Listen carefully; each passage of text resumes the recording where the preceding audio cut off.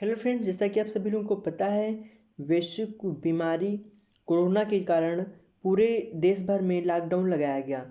तो इस पे स्वाभाविक है कि इस पे ऐसे आने की संभावना ज़्यादातर रहेंगी, लगभग नियर अबाउट 101% आप मान लीजिए कि चाहे आपका एग्ज़ाम यूपीएससी का हो, चाहे आपका एग्ज़ाम जो है फ्रेंड्स पीसीएस का हो, चाहे आपका एग्ज़ाम जो है फ्रेंड्स 12th का हो या फिर 10th का, इस सभी में आने की संभावना रहेगी। चाहे आपका कोई इंटरव्यू होगा, उसमें भी क्वेश्चन पूछे जा सकते हैं, यानी कि लॉकडाउन पे निबंध दिया जा सकता है आप लोगों को लिखने के लिए। तो हम लोग इस पे दोनों पहलुओं पे चर्चा करेंगे, चाहे वो समस्या हो या समाधान हो, यानी कि लॉकडाउन से हम लोगों को समस्याएं बढ़ी हैं या फिर समाधान हुआ है, इसके बारे में हम लोग डिस्कस करेंगे।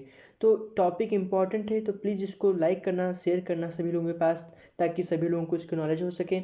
और मैं आप लोगों को एक चीज़ बता दूं कि मैं इंग्लिश में, इसके बाद मैं इंग्लिश में कोरोना का ऐसे लेके आऊँगा, तो प्लीज़ इस पर सपोर्ट करना, अच्छे से अच्छा लाइक करना वीडियो को ज़्यादा से ज़्यादा, ताकि मैं कोरोना पे निबंध भी ला सकूँ इंग्लिश में।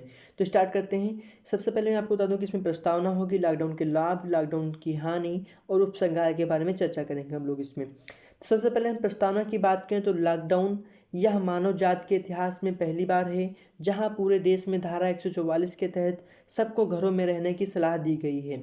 यह इसलिए किया गया क्योंकि एक ऐसे जानलेवा वायरस ने हमला बोल दिया है कि पूरी दुनिया में लाखों लोगों की जान चली गई है और अब भी संक्रमण का खतरा बढ़ रहा है। कोरोना वायरस से बचने का सिर्फ एक उपाय है, सामाजिक दूरी। कौन सी? सामाजिक दूरी। ये एक मतलब कुछ कड़ियाँ होती जो कि आप लोगों को याद रखनी चाहिए, वो आप लोग एग्जाम में लिखेंगे तो ज़्यादा बेनिफिट मिलेगा। तो कौन सी है कि उपाय कौन सा है? सामाजिक दूरी का। ओके, तो यह संक्रमण एक इंसान से दूसरे इंसान में तेजी से फैलता है। आप लोगों को सेम ऐसे ही लिखना है, बहुत सिंपल में मतलब वर्ड यूज किया हूँ, जैसे यह संक्रमण एक इंसान से दूसरे स्थान में तेजी से फैलता है। भारत सरकार ने हिदायत दी है कि हम पर्सनल और प्रोफेशनल रिश्ते से हर संभव दूरी बनाए रखें, यानी कि चाहे आपका पर्सनल हो या फिर प्रोफेशनल हो, दूरी बनाए रखें लोगों से, तभी हमें इस वायरस से मुक्ति मिल सकती है। भारत के सभी राज्यों में लोग घर रहकर सरकार के निर्देशों का, गाइडलाइंस जिसको बोला गया है, उसका पालन कर रहे हैं, यानी कि अभी भी कर रहे हैं, अनलॉक में भी कर रहे हैं। तो आप लोगों को ये तो कुछ हो गई प्रस्तावना, इस प्रकार से लिखनी है। आप लोग वीडियो पॉज करके एक बार फिर से पढ़ लीजिएगा। फिर आते हैं लॉकडाउन के लाभ के बारे में। सॉरी, लॉकडाउन के लाभ यानी कि आप लोगों को लॉकडाउन से क्या क्या लाभ मिला है उसके बारे में हम लोग डिस्कस करेंगे।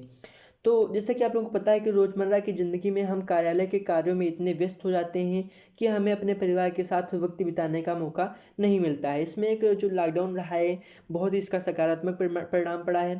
पहले 21 दिनों के लॉकडाउन में हमें वे बेहतरीन पल मिले जिससे अपने प्रियजनों के साथ वक्त व्यतीत किया। जहाँ कुछ लोगों ने यूट्यूब से वीडियो देखकर भोजन बनाना सीखा, कुछ लोगों ने घर पर परिवार संग अंताक्षरी खेला, कुछ ने मशहूर चलचित्र और वेब सीरीज़ें जो हैं वो देखी। यहाँ पे आप लोग सीरीज लिख लीजिएगा, कुछ मिसप्रिंट हो गया है, सीरीज। ओके, वेब सीरीज यानी कि जो फिल्में होती हैं उनकी एक सीरीज होती है, उसको देखा। कुछ लोगों को जिन्हें अपने बच्चों के साथ वक्त बिताने का अवसर नहीं मिलता था, लॉकडाउन के कारण यह सुअवसर प्राप्त हुआ। बच्चों के साथ वीडियो गेम्स, कैरम जैसे खेलों का मनोरंजन लिया। विद्यालय में छुट्टी होने के कारण घर बैठकर शिक्षकों ने ऑनलाइन क्लासेस का सहारा लिया ताकि विद्यार्थियों को शिक्षा में कोई रुकावट नहीं आए। लोगों को लॉकडाउन के इन कुछ दिनों में अपने दिल में दबे शौक पूरा करने का मौका मिला। आम आदमी से लेकर बड़े बड़े सेलिब्रिटीज़ ने इसका फ़ायदा उठाया। किसी ने कोई वाद्य यंत्र बजाना सीख लिया, किसी ने नृत्य सीखना सीख लिया और किसी ने अभ्यास किया जो दैनिक जीवन में असंभव हुआ। लॉकडाउन रहने के कारण कोरोना वायरस के मरीजों में गिरावट आई और संक्रमण फैलने का खतरा कम हुआ, यानी कि एक जो लॉकडाउन की प्रक्रिया चली, इससे कोरोना वायरस के जो मरीजों की संख्या थी उसमें बहुत ज़्यादा गिरावट देखने को मिली, जिससे संक्रमण का खतरा जो था कम हुआ। हमारे रोज़मर्रा की ज़िंदगी की चीज़ों में कमी ना हो इसलिए किराने के सामान, फल, सब्जी और दवाई बाज़ार में उपलब्ध रही, यानी कि इतनी जो ये सब्जियाँ मतलब दुकानें थीं ये ओपन रहीं लॉकडाउन में भी। लॉकडाउन से बड़े बड़े कारखानों और वाहनों का चलना निषेध हो गया, जिसके कारण प्रदूषण की कमी आई। कल कारखानों का कचरा जो बाहर नदियों आदि के जल में प्रवाहित कर दिया जाता था, उस पर रोक लग गई। अब वायु प्रदूषण में नियंत्रण आ चुका है, साथ ही साथ जल और ध्वनि प्रदूषण में भी गिरावट आई है। क्योंकि आप लोगों को बता दूं कि लॉकडाउन में घर से बाहर निकलना बहुत ही दुश्वार हो जाता था, क्योंकि घर से बाहर जाने पे आप लोगों को तरह तरह की टोकें मिलती थी। पुलिस के द्वारा कोई पहल चला रहा था तो कि एनजीओ के कुछ सदस्य होते थे, उनके द्वारा भी आप लोगों को टोका टाकी की जाती थी कि आपका कहाँ जा रहे हैं, क्या आपका ज़रूरी काम है या फिर आप ऐसे ही टहलने के लिए जा रहे हैं। इसके कारण आपको बता दें कि जो प्रकृति के लिए लाभदायक रही, परिंदे आकाश में स्वच्छंद रूप से सैर कर रहे हैं। वायु पहले के मुकाबले बहुत ही शुद्ध हो चुकी है। आकाश का रंग नीला है, जिसका रंग हम भूल गए थे। लॉकडाउन के कारण प्रदूषित वातावरण हर प्रकार से शुद्ध हो गया है। अच्छा, लॉकडाउन से हानियाँ क्या हुई, यानी कि 4-5 पहलू जो थे, यानी कि प्रस्तावना, लॉकडाउन से लाभ और लॉकडाउन से कुछ हानियाँ भी हुई हैं, उनके बारे में भी चर्चा आवश्यक है। बड़े बड़े कार्यालयों, कल कारखानों को बंद करने के कारण मजदूरों पर आफत आ गई। जो मजदूर दैनिक मजदूरी पर जीवन यापन करते थे, उनके घरों का चूल्हा तक जलना बंद हो गया। बस्ती में लोग भूखे सो रहे हैं। गरीबों घरों पर लॉकडाउन का सबसे ज़्यादा असर रहा है। उनके पास घर लौटने तक के पैसे नहीं हैं। देश में ऐसी परिस्थिति के कारण को समझते हुए देश की सरकार ने प्रधानमंत्री राहत कोष से ज़रूरतमंद लोगों की सहायता करने का निर्णय लिया। बहुत सारे लोगों ने भी आगे आकर मदद करना आरंभ किया, जैसे कि आप लोग लिख सकते हैं सोनू सूद वगैरह का नाम, जो कि बहुत ही ज़्यादा हेल्प किए हैं प्रवासी श्रमिकों की।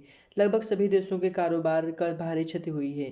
बड़े बड़े कारखानों को बंद करने के कारण से उनको भयानक हानि सहन करनी पड़ी रही है। बाकी व्यवसायियों को भी काफ़ी नुकसान उठाना पड़ रहा है।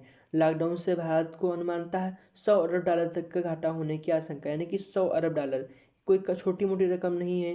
अमेरिकी डॉलर की आप लोग जानते होंगे कि एक जो डॉलर होता है 72 रुपीज़ के अपने यहाँ के बराबर होता है, जो $1 होता है फ्रेंड्स। तो ये कुछ ऐसा हुआ है, लगभग $100 का घाटा हुआ है जीडीपी में कोरोना वायरस से। इसीलिए फ्रेंड्स -23 के अकॉर्डिंग पहुँच चुकी है अपनी जीडीपी। कोरोना वायरस से 14 अप्रैल तक देश में लॉकडाउन रखना, मतलब कोरोना वायरस से 14 अप्रैल तक देश में लॉकडाउन रखना चाहती थी, किंतु अब 31 मई तक क्रमशः 4 चरणों में लॉकडाउन की व्यवस्था हो गई है। भारत में लॉकडाउन के कारण घरों में रहते हुए लोगों की मानसिक समस्या हो सकती है। इससे छोटे बच्चों को काफ़ी समस्या हुई है, वे बाहर खेलने कूदने में असमर्थ हैं। कई लोग डिप्रेशन का शिकार भी हो सकते हैं।